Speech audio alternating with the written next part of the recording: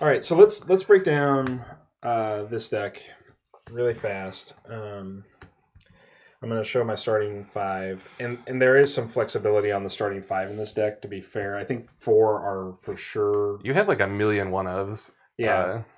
Well, and I'll explain that decision point as well. But let me get the rest of the deck laid out. I just want to get the starting five. Ideally, that's my starting five. So in an ideal scenario, I have Immortal Commander, Holy Knight, Sacred Ground, Summon Majestic Titan, and Summon Nightshade Swallow. Free, one power die. So you have to have 2 power die and 4 class dice. And like some number of you Well, want to be activating one of these probably. Right. If Well, not both of these are summoned off of Charm though. And so you have the 4 Charm dice to do that. You have to meditate into it, and your opponent has to not mess with you, but that is possible with this. The starting hand decision was, do I have enough dice? I have 1, 2, 3, 4, 5, 6, 7 here, and I only have 6 starting, so I can't play both of these always. I have to make a decision as to whether or not Sacred Ground needs to go down or not, and a lot of that comes down to who I'm playing against, and I don't feel a lot of pressure to play Sacred Ground. I don't have a downside in holding it in my hand, and the reason why is because Xander can mill himself to put allies into the bin that he can recur. So that was my thought process was, okay, if I can't play Sacred Ground, maybe I can get another thing into the bin that I can use. In game 2, I took the Immortal Commander out of my starting, and I put in an Earthquake because it's cheap and it's just easy to hold on to, and it's super good against crickets. And it's super good against crickets, right? So like that was my decision point on my 5th card, and then I was just knowing that I have the 3 Immortal Commanders. So we'll go through the allies that I have here real fast. But this deck was really just leaning hard on Immortal Commander. Like that was, I wanted to see how good is his Soulfire ability, and what can it do, and then what are some other cards that I can sort of play alongside the commander. You have to spend a power to do it? You do. Divine power does. Yeah. And thinking back on that game, I wonder if I did that. I'd have to go back and look at the video. I may have cheated you. Wow. I'm just thinking about it right now. Like I'm not sure. I'd have to go back. This and watch dude's cool. He's really good. So one of the so this is the divine. This is why I was thinking about it, was because Xander's ability requires a class die as well, and so if I have 1, 2, 3, 4, 5, Xander's ability makes my 6th die. I really was trying to decide whether or not I wanted the 7th divine die and going down to 3 charm, but it gets really awkward with these two if I do that. Right, you probably can't play both. Yeah, so I'm still. I don't think this deck is anywhere near final. If I was going to continue to refine it, my refining point would be, what do I need? What should I be playing in here that doesn't cost, doesn't cost anything, right? And that's probably like a call to action would be a good card for me to have in the starting 5, just because it's a free action. But let's break down the rest of the allies. 3 Immortal Commanders, 2 Shepherd of Lost Souls. I really like how cheap the Shepherd is overall. It's interesting that it's a side action. And I think in this version of the game, the main action, side action part of it is not the end of the world. Because I think it's just fine to spend a whole turn to bring an ally back, especially if you lean on the Immortal Commander to do that, right? It turns the Immortal Commander into 2 costs to do 3 to yeah, I mean, she's very powerful for sure. It's interesting to me that she is the only double action, like both action cards that I'm aware of are her and the summon giant dinosaur. The Arachosaurus mount or whatever it is. Yeah, Archosaurus mount. There are probably more, but I just don't know them. Then I played a Sun Sister. This is really a test card for me because I didn't get to play it today, but in my opinion, cards that have on death effects are less good than cards that have when you play them effects.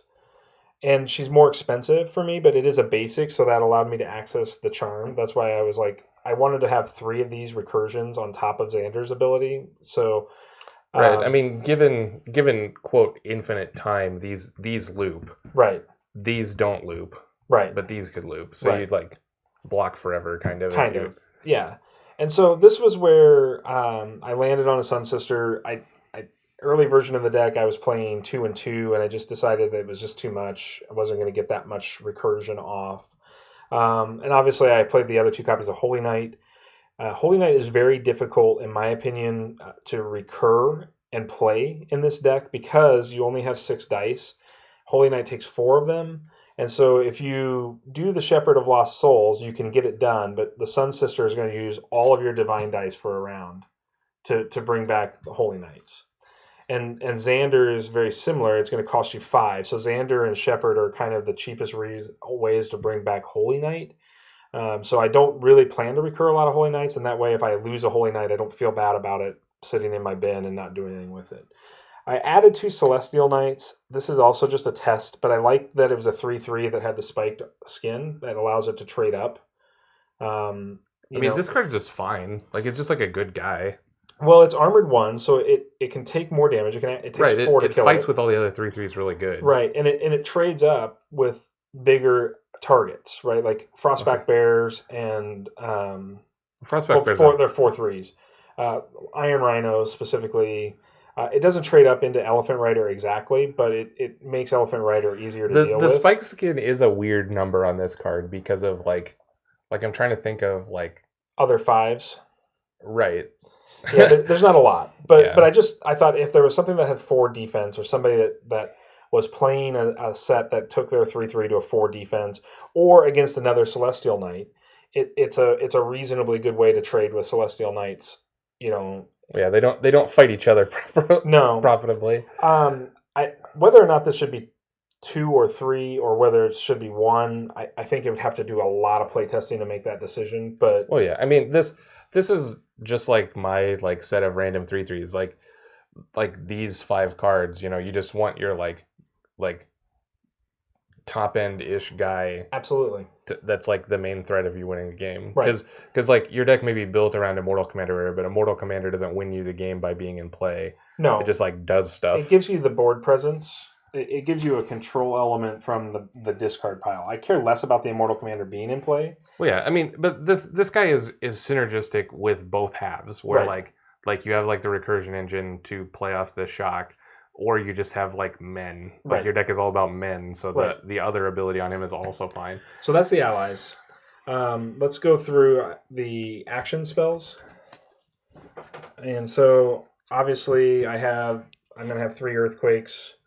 This card's just pretty good. Insane for cost. I mean, it's just super powerful. When you compare its like actual like play cost to other spells that do similar things, it is very, very good. Obviously, it's loyalty. So I'm playing Seeds of Aggression. So one of the things that I was looking at is like I didn't know how well I would be able to establish a board presence. So if I got into a scenario like I did it in game 2, where I just removed the exhaustion token to get an extra attack, I couldn't decide if that was good or not, but I play a single Seeds. I also play a single chain. I think it's a single change Psyche. Neil, I have a few more on. This card's really sweet. Like, this is like a reason I would want to play Charm. Yeah, I just looked at it and thought, this is the kind of thing that I want to be doing with my actions, right? Like, if I'm going to take a proactive sort of approach, this is just a good way to take a proactive approach. And it's expensive-ish, but not really.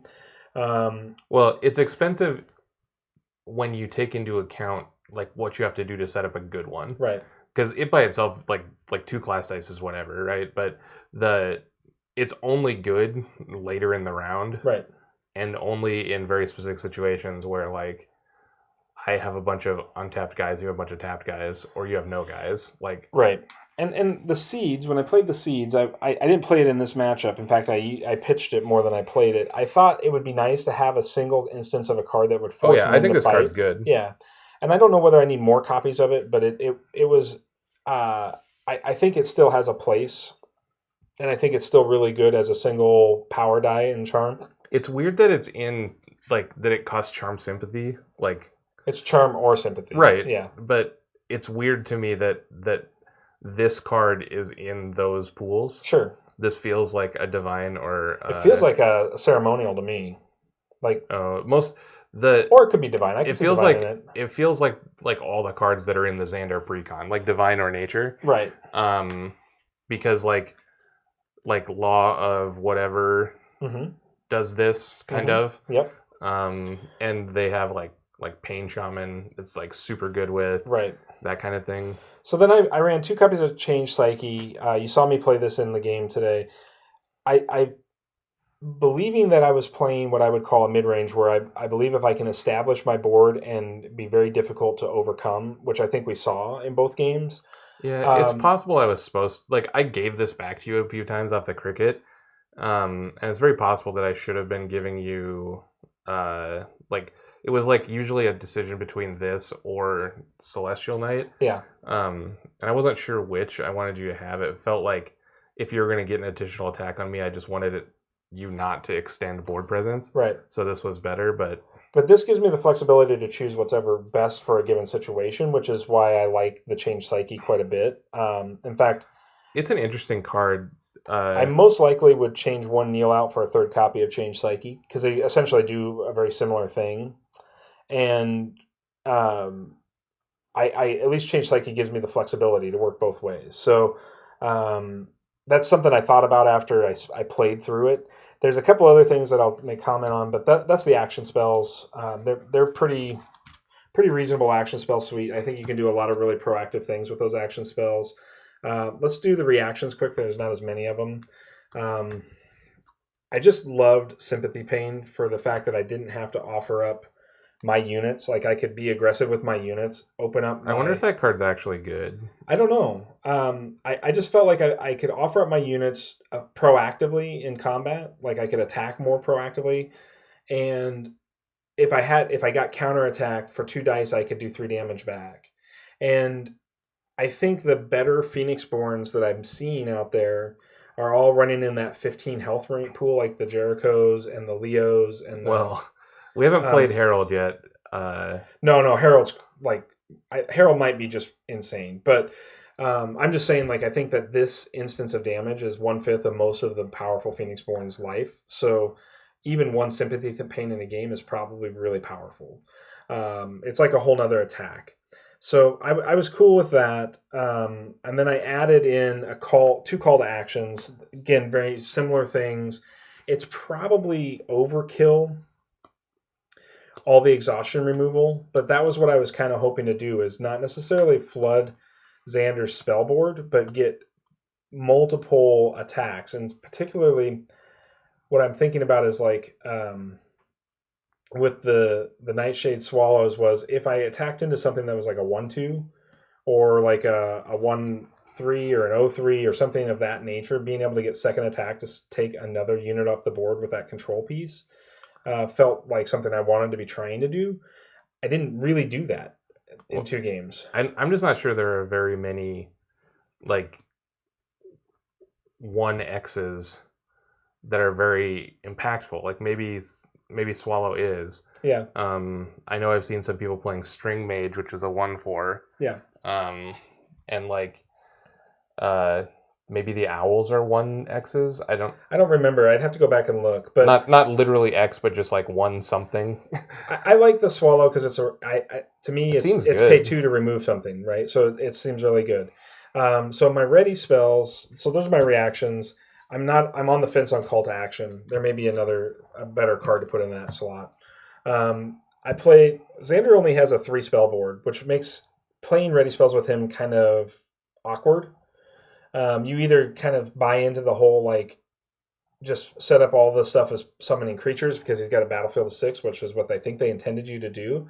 I'm just not sure that's the best use of Xander overall because of his ally ability. You'd rather be playing allies than playing conjurations. So I still wanted some conjurations. Obviously, I wanted the Swallow. It's a control piece. Majestic Titan. I just wanted to try the Titan, and I was like, well, I'm playing Charm anyways, so let's try the Titan and see if it's good. It seemed fine. And it seemed fine. It's not like a super impactful unit, but it's pretty good. The other 4 slots of this deck are all about sort of matchups. And I'm not sure I know all the matchups yet, but I felt like each one of these, in my experiences up to this point, had relevancy depending on what I was going to play against. Well, I think this one's good regardless. Yes. Like not necessarily matchup based. This one is just like proactively good. Right. Especially when you're going to play a board full of like guys, right? So and when you have like high value guys, right? Like right. just you want to be able to, like, we saw multiple times in the game where like I wanted to trade up and just couldn't. Right. I don't know what this one did. Law of Fear had no value on you. But it's still a reasonably proactive play if I have a board presence. That's a strange one. Yeah. I don't know about that one. That's a strange one. Well, the way I looked at it is because it's a side action. Because all of these laws are side actions except for the domination. The way I looked at it is, I can give 3 of my units plus 1 attack and then attack. So to me, it was like, okay, if I have Titan and I have Holy Knight in play and I have an Immortal Commander in play, and because this lasts until for the remainder of this turn. Oh, this thing's nuts, dude. Yeah. Like with this or with your other fight spell. Right. Like. Yeah. So this was a last second edition. I was actually at 2 Sacred Grounds instead of the Law of Fear, and I said I want to just see because the Law of Fear is a side action, so maybe I can get value out of it. Never got to really play it. Never really felt any impact on it. Law of Repentance we saw in the game. So Law of Repentance is the one where I think it's just really good at sort of disincentivizing illusion to do illusion things in 1.0. Right, yeah. I mean, this card will be completely different, I'm sure, in the Reborn. It has to be, right? Since they're not doing the recursion. Right. So I wanted to play Law of Repentance, and then the Law of Domination is when this spell comes into play, choose an opponent, then they choose a unit they control, then choose a unit you control. Those units deal damage to each other equal to their attack value. This damage from attacking or countering cannot be prevented. And so I just felt like this was another copy of... It's super sweet with this guy. Right. And it felt like it was another copy of Seeds of Aggression. Because I thought that this guy was worded such that it had to be attacking or countering, but it's not. No. So that's the deck. I mean, that's the 30.